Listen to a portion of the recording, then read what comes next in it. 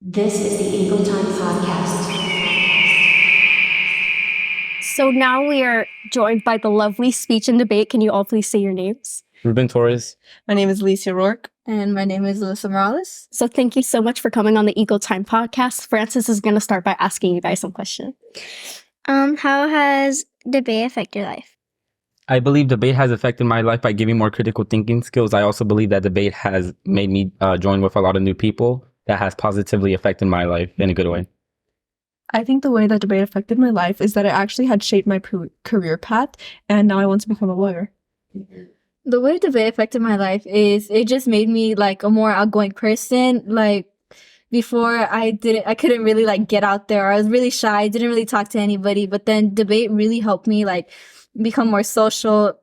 It helped me give out better work to my teachers and overall just made me a more outgoing person. Yeah.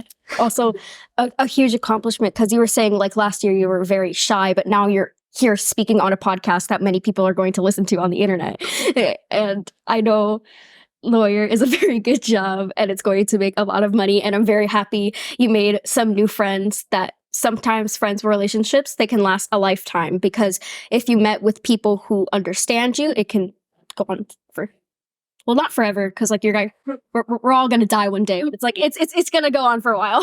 Very progressive. What was the most difficult debate you had and why? I believe there is a topic named GMOs, stands for genetically modified food, right? I went to, I think it was regionals, and there was a very good team, and I believe that we were gonna lose. We did lose at the end of the day, but when I went up there, it felt nervous because I felt like I had a obligation to three speeches, and I tried. Bro did a 1v1. Okay. A 1v3. Oh yeah, 1v3. Sorry. Yeah, you will be. So I think my hardest debate round that I ever experienced was definitely last year when I was in 7th grade on a team with two 8th graders named Pizza and Annalise. And we went up against the best 3-year debaters out there that one of them would always win the top first speaker, which her name was Rayhan, with her other two teammates, Angelica and I believe Annabelle. It was the hardest debate of the day, and nobody had ever beat that team ever from our school. But my team, I think, was very advanced. We had really good teamwork, and we went up against them. And we had won. We didn't know that we won because at first they said opposition won. And I thought we were proposition. I was like, wait, we won? And my teammate Itza had to say, we won, that's us. And we were all really shocked because they were the hardest to beat and we were the first to ever beat them. And that was our last tournament of the year from last year. I think the hardest debate that I've ever went up against was actually with Alicia Rourke. It was like our first challenging debate, and we really had to put ourselves out there. It was like a really, they had a lot of clash, and like for a beginner, they seemed like really good. And like as a beginner last year, it felt really challenging to go up against like an actual good team. But in the end, I'm really happy that we actually won that debate. And that was our second tournament. We won all rounds, and that was the first time. Oh, yeah. That was the first time I ever placed as a speaker, and that was the first time we ever placed as a team. Well, congratulations. I wanted to ask, would you say debate have like shaped your personality and maybe your ability to argue facts with somebody? I believe debate has gave me critical thinking. As stated before, I believe when someone argues with me, I can counter argue with that because debate has gave me critical skills. Obviously, I believe debate opens me to new ideas. With those new ideas, I use in everyday life. I definitely do believe that debate has shaped my personality. Definitely as becoming the debate captain, I really take it very seriously. I make sure that these students get opportunities that we weren't provided last year, like creating holidays, setting up events, making sure that we get into different leagues and having more debate opportunities for different tournaments. I do believe it has shaped my personality as that is the main place. That's just basically my comfort place. It's my comfort zone, and it's something that I really do enjoy. I think debate really did shape me as a person. Like, as I said before, in 7th grade, I was like really shy and really reserved. And then debate really helped me like get out there. But also it helped me with like stop like lacking my work. Because last year I used to have a lot of missing assignments. And debate really helped me just like make good habits and actually turning in my work. So would you say that debate is something that you think somebody else could do? Would you say debate is something like easy to get into, or is it hard to get in there? It all depends on your mentality. With the right mentality, you're able to do anything. I mean, it sounds cringe. It really does. But if you put your mind to it, you're gonna accomplish it. I believe everyone can join debates as long as if you have the mentality. If you're a piece of you continue to go on that path and continue to work hard. Yes, it is possible for you to accomplish such a goal. I definitely do have to agree with them. It definitely does depend on your mentality, but it also depends on your work ethic and your willingness to do all this work, because we have this saying that debate, I forgot what it was. What was it? We have to give what it takes, basically, because it takes a lot. Debate does take a lot of work. It takes a lot of effort, and you can't just be there to be there. You have to be there because you want to be there. So I think the only way that you could truly enter debate and the truly way that you have the opportunity to do it is if you want to be there or not. Well, my standpoint is where I agree with both of them actually. Anybody can really join debate, but it all depends on how much work you put into it. If you put in like less work, then the harder it's gonna be because you don't really know what's gonna go on. But the more you put in work, the easier it gets. But it all depends on like your work ethic, how hard you're trying, and overall, you just do your work. So you guys were saying things like you kind of almost everybody can go in, but you have to work hard. Do you think one of us podcast hosts could make it in speech and debate? Like I've stated, I believe it depends on the mentality. If you really want to join debate, I think you need to put your mind to it. It doesn't matter if it's in high school, college. It can take you years. As long as they're willing to work for it, I believe that everyone can join, including these hosts, lovely hosts. Definitely scanning all the personalities that I see here with all of you podcasters. I think you definitely are a main one that could enter debate, as you have already a leadership role, mainly running this whole entire podcast. But also you seem like you are willing to learn and you're willing to do a lot of things, as you're willing to do this podcast and be the lead of it. So I do believe you'd be the main one that would be able to enter debate. And scanning the other personalities, I'm not quite sure for all of you guys, depending on if you do that work or not. My view still stands on it depends on how much work you put in. I do think that if you guys put in the work that you can really join debate, but just seeing like all the work you guys put into your podcast, editing, like actually setting it up, I really think that you guys could actually be able to join debate because anybody can.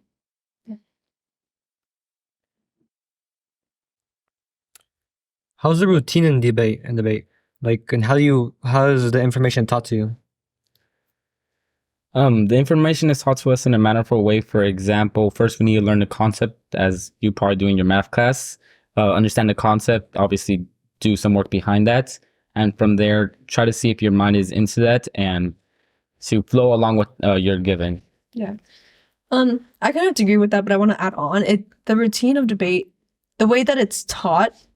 I think it's been said, this has been said before. I believe an old football coach, the one that you had an interaction with in Orange County. We'll not talk about that, but he told our coach, like, was being very sincere, like, because other schools don't really get the same teaching. They're like, wow, it's crazy what you're doing with this kids. And it's almost in a way that he sounded sincere, because most coaches don't really like us because we win.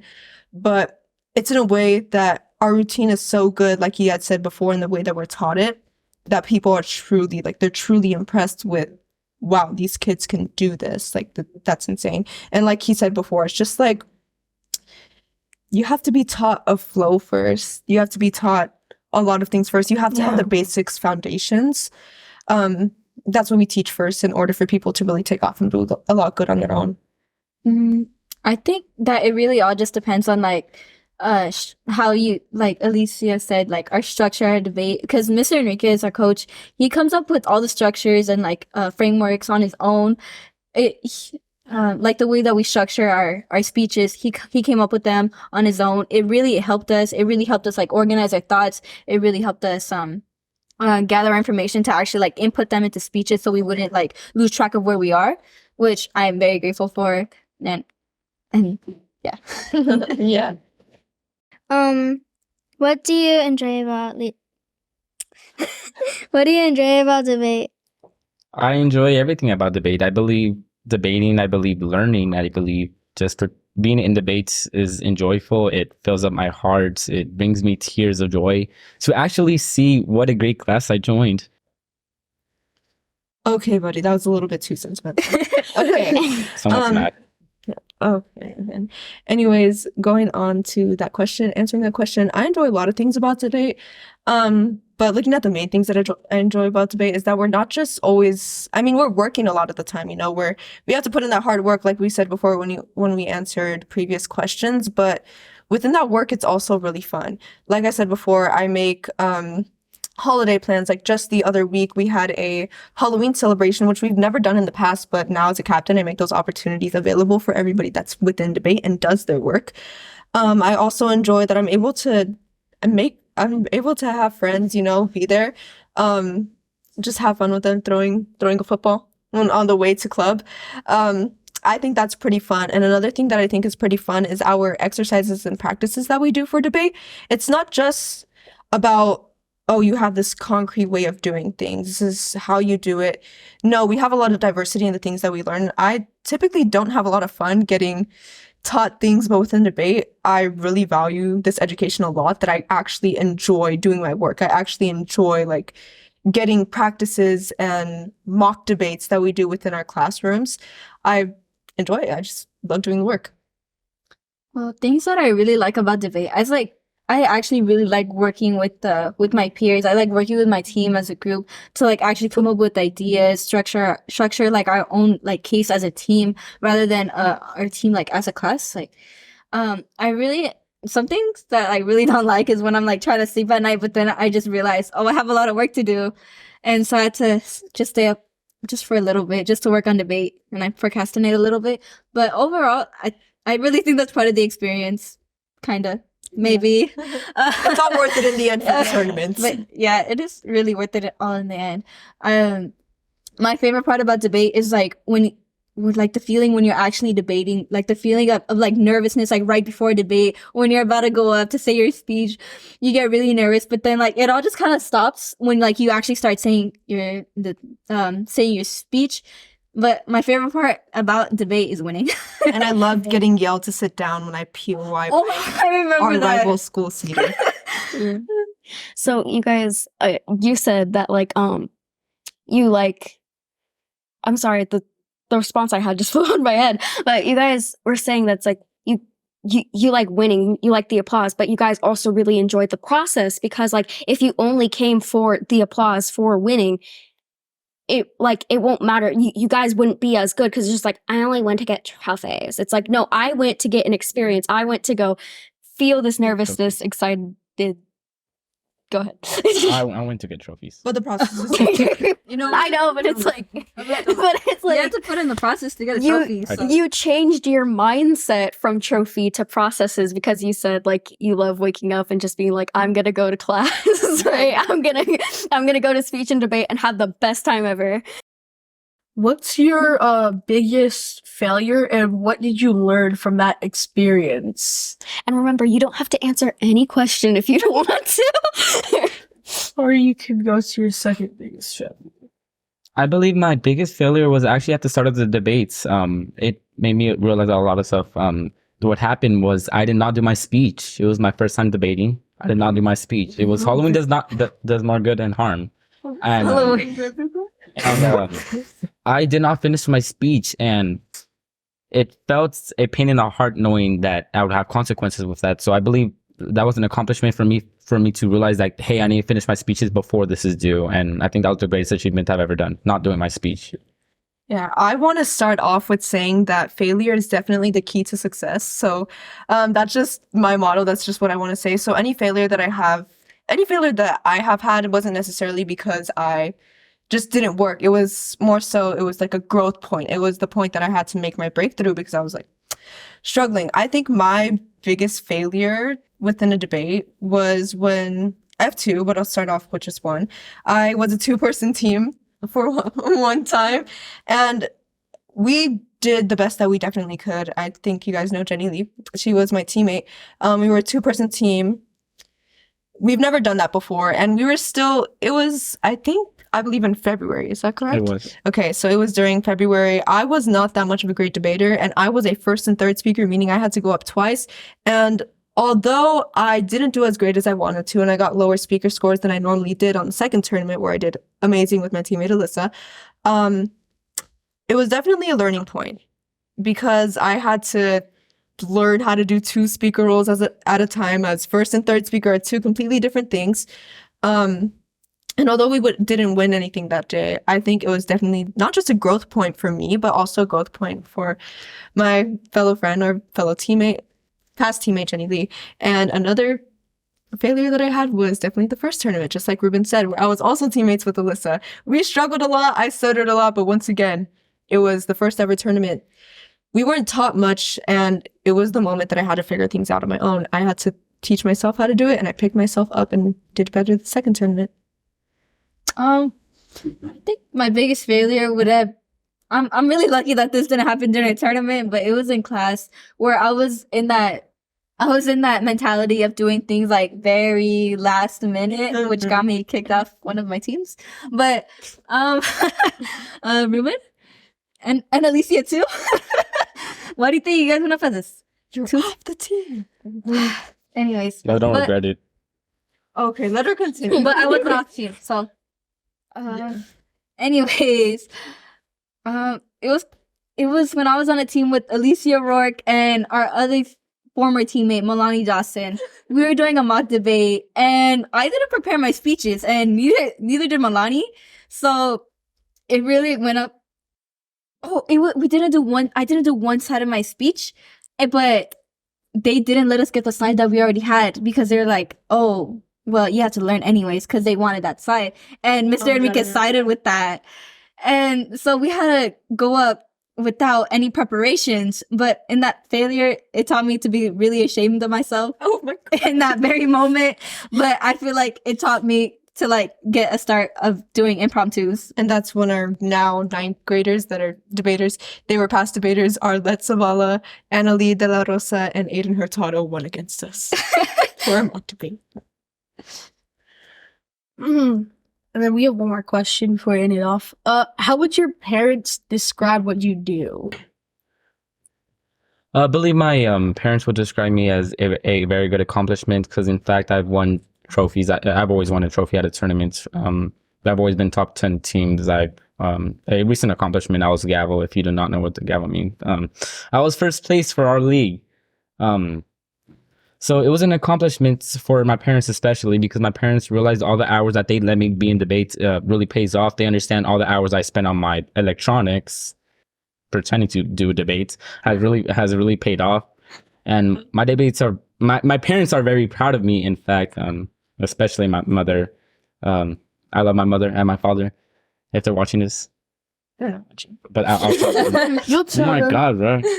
Just tell them that you're on here. They'll watch. Yeah. All right. I think my parents, especially my dad, because my dad is like really supportive of debate. My mom, on the other hand, was a little bit worried about me last year in November when I was working my butt off till like 3 a.m. and getting no sleep. But I'm off that habit now, so she's pretty proud of me. But I'd say mainly my dad. Out of both my parents, they really love what I'm doing, that my dad comes to become a judge for our school so that we could actually get into tournaments. He loves to watch me and then talk about the debate after that I just had with another team. And he loves that when I learn stuff about debate, when I'm working in debate, he could talk to me about political topics. He could talk to me about topics that normally a lot of middle schoolers don't actually know about. And my mom is also very proud of me, as well as my dad. They say every single time that I enter a tournament, they feel like I always do better than I did before. And they always tell me after the round, after they watch me, they say, you did amazing. And then my dad would come at me and be like, these are the things you could work on, but you're still amazing at them. And I just want you to grow. So I think they're pretty proud of debate, of what I do for debate. And they're pretty proud and supportive. My parents, they really think that it's like a really big accomplishment in my life because they always said, oh, when they were younger, like they can never do this or they can never do that. They can never do what I do. And it really, the only reason why I was in debate and why I really got started like actually doing debate was because they wanted me to do it. They knew that I really like like Alicia, they knew I really wanted to be a lawyer, like ever since like I was in like second grade, because I really wanted to follow my dad's footsteps. And I feel like they really think that it's a really big accomplishment. My parents love to watch me debate. They love to hear like the feedback that I get. They love hearing that we won. My dad is a little iffy about the judges. That's why he just sits outside for the judging part, because he doesn't like to see that. He just feels really bad for those kids that just get really bad scores because they were trying their best. Especially in Inland Valley Debate League. Yes. Cedar. But I feel kind of bad because they really couldn't come to my last few debates because they had to take care of my niece. And I know that they really wanted to come watch me debate, watch me progress, because they love watching me like slowly get better each tournament. But I really do feel like they really do support me in my debate. They let me stay after school however long I want just to work on debate. Pretend like I'm working on debate. Oh my god.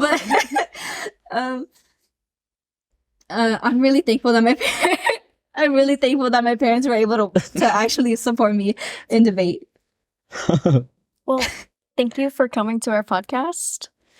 Once again, yeah, thank you for coming. We enjoyed the fact that you were able to come.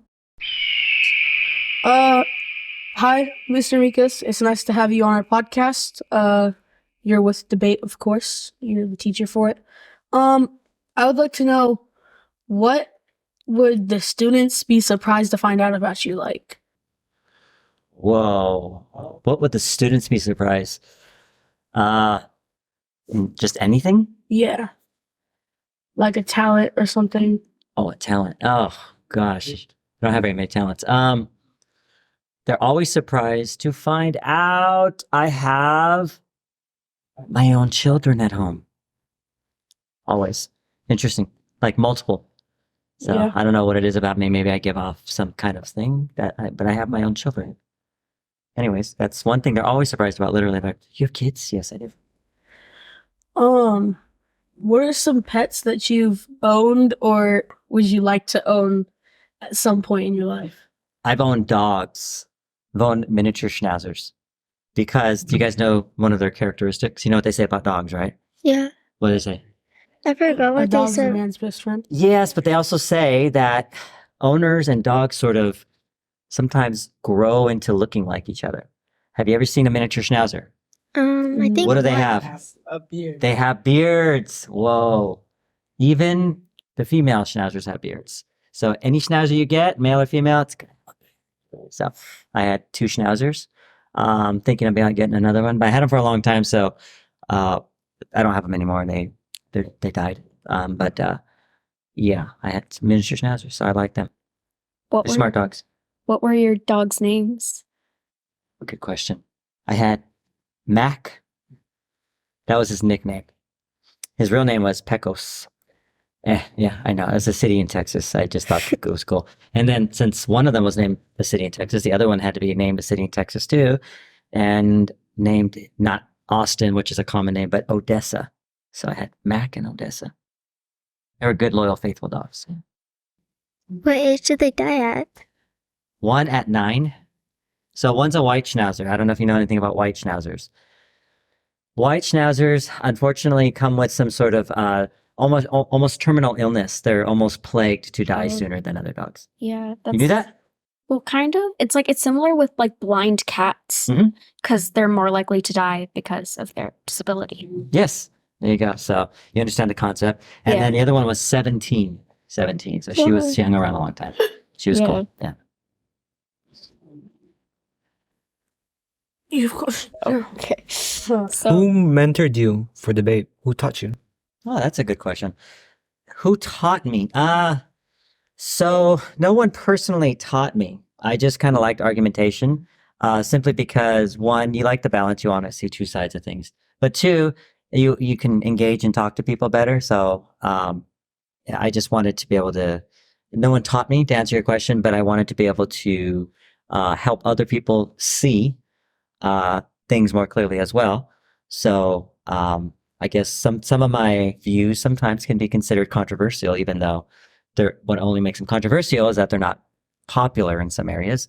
But and I wanted people to go, you know what? If I want people to understand both sides before they just jump on one side without really understanding both sides. Now we can disagree, but that's what I wanted. So I effectively jumped in and figured out how we could find a place for students to develop their own skills like that. And so I just almost went through evolution, sort of evolved with them to help teach them. Cool. Yeah, I understand. It's just when you said evolution, I thought of Pokemon. Tell me, what am I missing? I don't know much about Pokemon. Oh, it's because Pokemon, they evolve. So it's like they start off little and then they just like get bigger and they kind of change their name. Like but they're like Charmander to Charizard. Yeah, And- Charmander, Charmeleon, Charizard. I'm going to guess it's like your job as, they're video games, right? Yes. Yes. Yes. So I'm going to guess it's like your job to help them evolve. Yeah, but it's also your job to collect them all or Okay. catch them all. Take care of them and yeah. There you Well, just like that, to help the kids. So you take care of them through debate, help them evolve through it. Yeah, kind of like that. Yeah. So cool. Sorry. What was your least favorite debate that you taught your kids how to do? Oh, yes. We've had some really terrible topics. Okay, so I'm not going to lie. We don't make up the topics for tournaments. Like when I train them, we come up with fun stuff. So when you're training them, you come up with like easy topics to train them fun, not controversial, just like ridiculous stuff like, is a taco a sandwich? Right? Or, and then you got to argue, well, no, no, well, it has two sides, but it's not a sandwich. And then you can argue both sides. That's fun, right? Does pineapple belong on pizza? Very popular one. Yes. And then, yes, it does.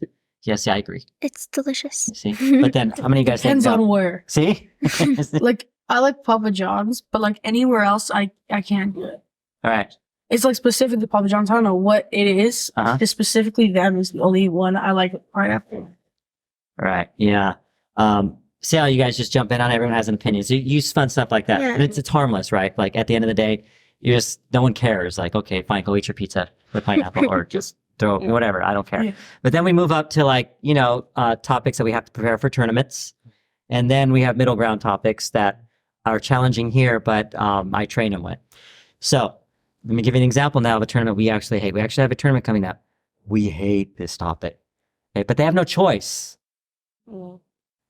It's open primaries do more harm than good. And a primary is like a pre-presidential debate, right? So you guys have two parties, Democrats, Republicans, right? The primaries are like the minor leagues. Guys just had the World Series, right? It's like the American and National League. It's like who's going to be the winner of the American League versus the National League. So it's like their league play.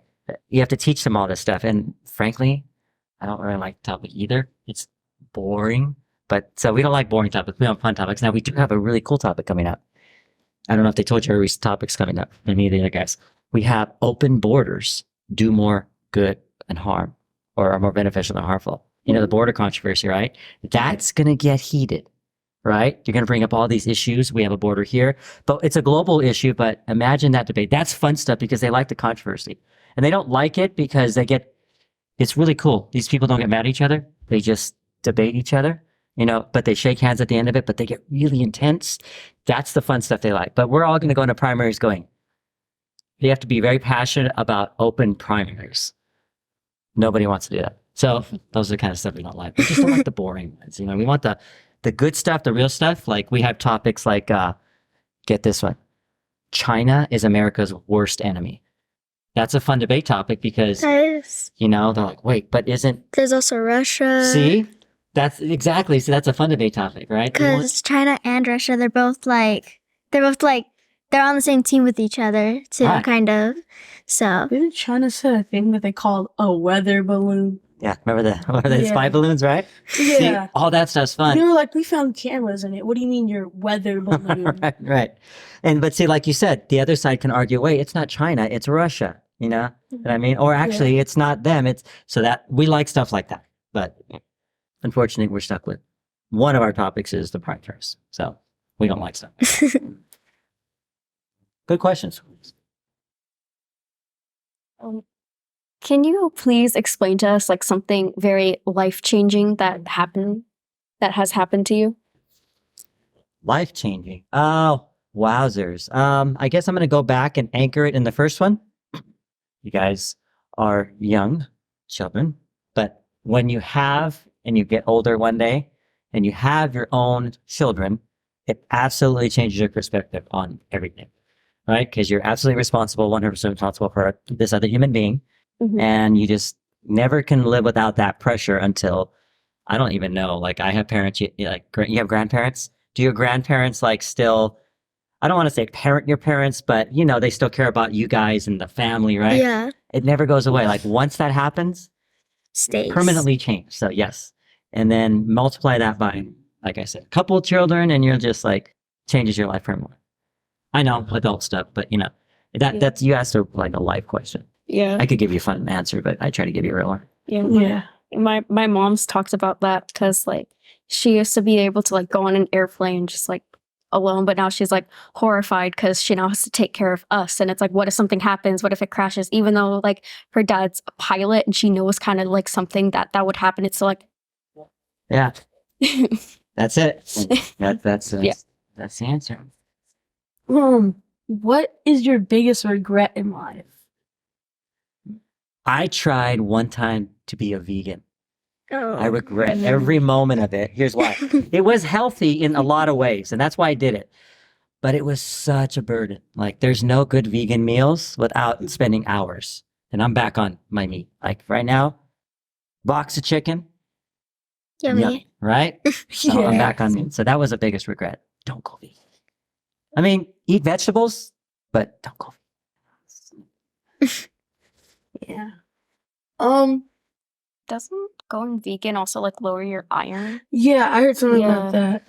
I had to take an iron supplement. Oh. It's true. I also heard that like if you like do this like your eye, it's like if it's white, it means there's like low iron, but like that part under, if it's red, it means you have a normal amount of iron. But I don't know if that's true though. I just knew it. No, I heard the same thing. I was trying to remember it. I couldn't. I was wondering, what are you most afraid of in life or like as a person? Most? Ooh. You want a real answer? Alzheimer's. I can't imagine being older and forgetting yourself and not realizing you forgot yourself. That Oh. idea frightens me. Now, Okay. probably when you're in it, you don't know, but the idea now frightens me to death. To forget how to forget. Or forget how to remember. Yeah, or can't even remember how you forgot to remember all that stuff. Yeah. Right now, looking into it, going, that's how I imagine I'd feel. Oh, I have a second one too. Coma. Oh.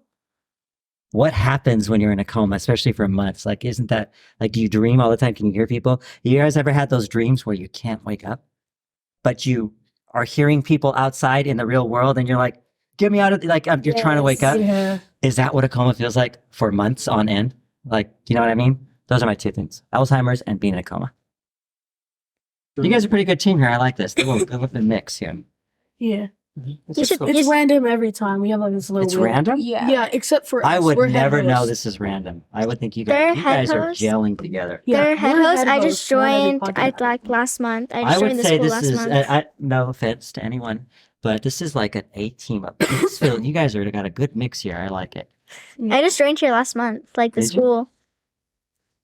You just came to the school? Yeah, just last What grade are you month. in? 6. Wowzers. Okay, we're gonna have to share you. What grade are you in? 7? Gonna have to. I'm the youngest one here. I can't think. believe I didn't get you. 8. Speaking of debate, oh my gosh. What? Sorry. I was actually thinking that was like my second option Yeah, when I joined. Yeah. you can make it Oh. work too. Okay, we wouldn't take you. Anyways, we're on camera right now, so I don't want to quite. Get out of track. What would your perfect day be like?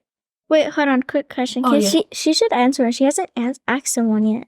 Bring it. Oh yeah. I guess I'm just so interested in all your guys' questions, but I guess my one question would probably just be like, what influenced you to want to be a speech and debate teacher? I thought that it's just the skill that's, I'm gonna use a big word here, okay?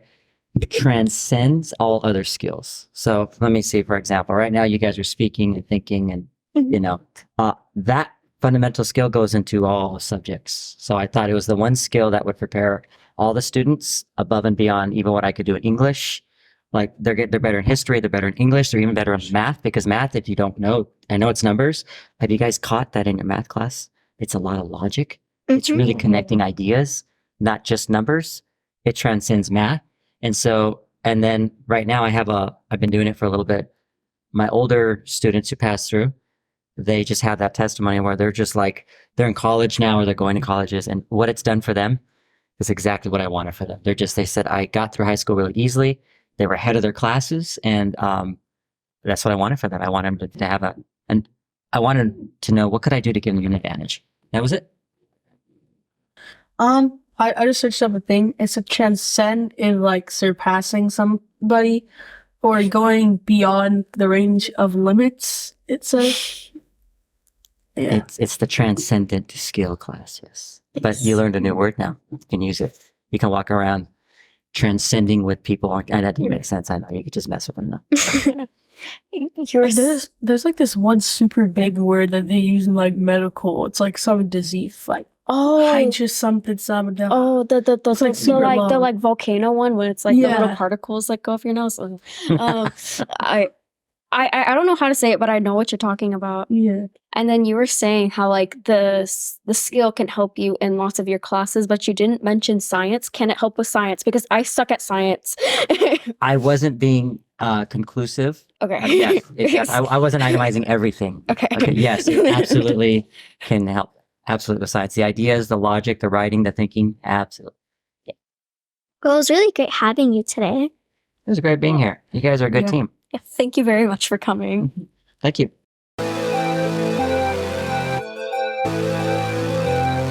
Eagle time. You hear it? It's coming. Eagle time, eagle time, eagle time, eagle. Eagle time, eagle time, eagle time, eagle time, eagle time, eagle time, eagle time, eagle. Eagle time, eagle time, eagle time, eagle time, eagle time, eagle time, eagle time, eagle. Eagle time, eagle time, eagle time, eagle time, eagle time, eagle time,